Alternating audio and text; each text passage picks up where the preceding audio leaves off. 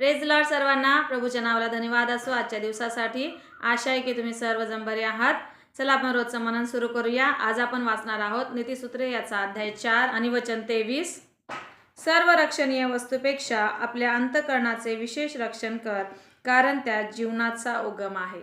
देवा वाचलं वचन आशीर्वादित करो. या वचनामध्ये सांगितलेलं आहे की सर्व रक्षणीय वस्तूपेक्षा आपल्या अंतःकरणाचं रक्षण कर.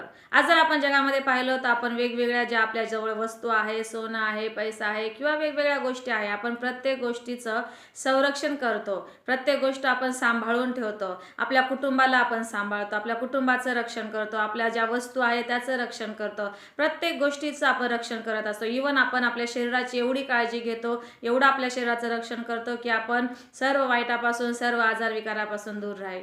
परंतु या ठिकाणी देवाचं वचन सांगितलं आहे की सर्व रक्षणीय वस्तूपेक्षा, ज्या काही सांभाळ करण्यास योग्य आहे, ज्याचं रक्षण केलं पाहिजे, या सर्व वस्तूंपेक्षा आपल्या अंतःकरणाचं विशेष रक्षण कर.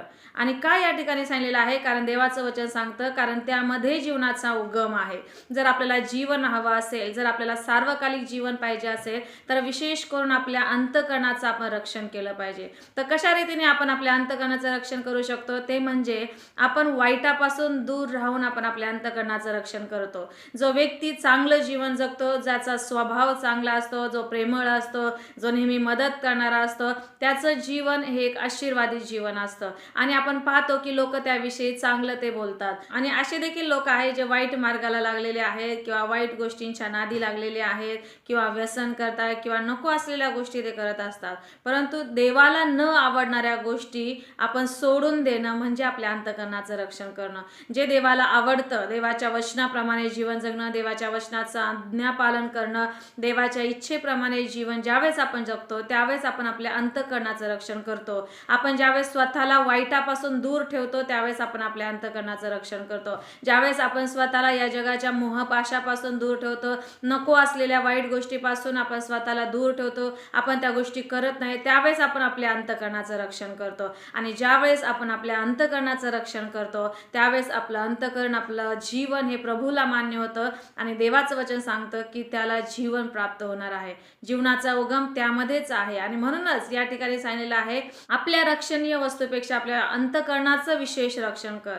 आजच्या काळामध्ये अंतःकरणाचं रक्षण करण्याची फार गरज आहे. कारण आपल्याला माहित आहे की जसं युग पुढे चाललेलं आहे, दुष्टाई वाढत आहे, वाईट गोष्टी वाढत आहे, वाईट ज्ञान वाढत आहे, नको त्या गोष्टी आपल्या डोळ्यासमोर आहेत, आपल्याला पाहायला मिळतात. आणि आजची जी पिढी आहे ही फार पुढे चाललेली आहे, वाईट मार्गाला लागलेली आहे. आणि म्हणूनच हे वचन आपल्यासाठी फार महत्त्वाचं आहे की विशेष करून आपल्या अंतःकरणाचं रक्षण आपण केलं पाहिजे. आणि जर आपण आपल्या अंतःकरणाचं रक्षण केलं, जर वाईटापासून दूर राहिलो, आपल्या मुलांना वाईट गोष्टी करण्यापासून दूर ठेवलं, त्यांना आपल्या अंतःकरणाचं रक्षण करण्याविषयी शिकवलं, देवाचं वचन त्यांना शिकवलं, देवाच्या वचनाचं आज्ञापालन करण्यास त्यांना शिकवलं, वाईटापासून दूर राहण्यास त्यांना शिकवलं, देवाच्या इच्छेप्रमाणे जीवन जगण्यास त्यांना शिकवलं, देवाचं भय बाळगण्यास जर शिकवलं, तर निश्चितच आजची पिढी देखील वाईटापासून दूर राहील आणि ती स्वतःच्या अंतःकरणाचं रक्षण करण्यास ते शिकेल. पापामध्ये पडण्यापासून ते स्वतःचा बचाव करू शकेल आणि देवबाप त्यांना आशीर्वादित करेल आणि देवबाप त्यांना जीवनाचा मुकुट देईल,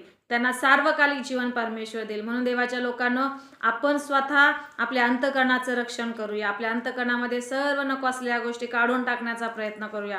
सर्व वाईट गोष्टी, द्वेष असेल किंवा द्वेषाची भावना असेल, राग असेल, मत्सर असेल, नको असलेलं पाप असेल, नको असलेलं व्यसन असेल, हे सर्व आपण काढून टाकूया. आपण स्वतः आपल्या अंतःकरणाचं रक्षण करूया. आपण आपल्या मुलांना आपल्या अंतःकरणाचं रक्षण करण्यास शिकूया. आपल्या कुटुंबाला आपल्या अंतःकरणाचं रक्षण करण्यास शिकूया, जेणेकरून प्रत्येकाला जीवन प्राप्त होईल आणि देवाच्या वचनाप्रमाणे प्रत्येक जण आशीर्वादित होईल. आणि देवबाप करो या वचनाद्वारे सर्वांना आशीर्वादित करो. आपण प्रार्थना करू.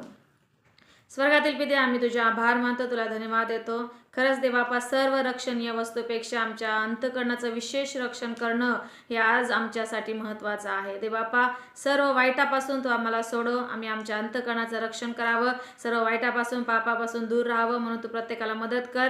आमच्या जीवनाद्वारे तुझा गौरव होऊ दे, तुझं जीवन आम्हाला प्राप्त होऊ दे आणि तुझं नाव उंचावलं जाऊ दे. देवापा, जे व्हिडिओ पाहत आहे त्या प्रत्येकाला आशीर्वादित कर. प्रभू, त्यांचं जीवन, त्यांचं कुटुंब तू आशीर्वादित कर आणि या वचनाद्वारे प्रत्येकाशी तू बोल, अशा मी प्रार्थना करतो. सर्व गौरव आम्ही तुला देतो. ही प्रार्थना प्रभू येशूच्या नावात करते, तूच ऐक पिता. आमेन. धन्यवाद आणि देवबाप तुम्हाला आशीर्वादित करो.